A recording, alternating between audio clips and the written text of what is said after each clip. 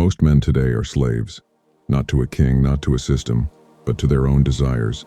Scrolls of women, screens of pleasure, dopamine on demand. You think you're free, but every time you give in to lust, you lose control of yourself. And here's the truth. A man who can't control his lust can't control anything. Look around. The average young man today has testosterone levels lower than his grandfather. Why? Because he's drained, not just physically, but mentally. Every wasted night, every fake high kills a piece of his drive, his aggression, his hunger.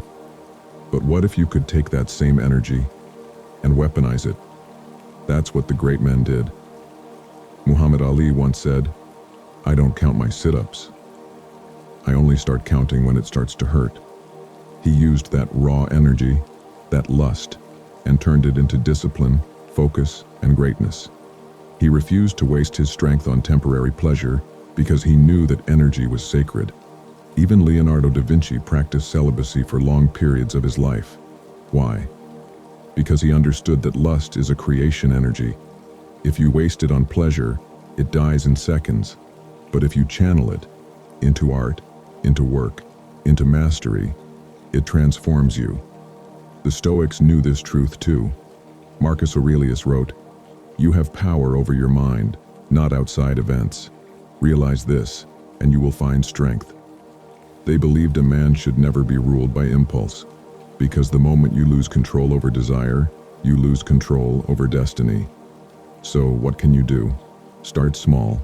Go 7 days. No indulgence, no mindless scrolling, no cheap dopamine.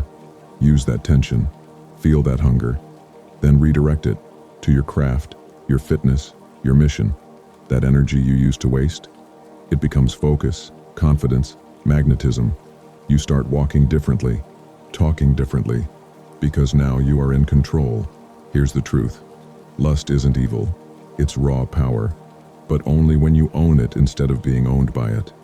Every time you restrain that urge, you add fire to your purpose. You sharpen your will. You become more dangerous, not in a destructive way, but in a disciplined way. The man who conquers women is strong, but the man who conquers himself is unstoppable. So stop wasting your potential on screens and fantasies. Start using that energy to build something real. Because power isn't found in pleasure, it's found in restraint. You were not born to be tamed by lust. You were born to master it. If this message hit you, subscribe. Because here we don't run from our desires. We forge them into greatness.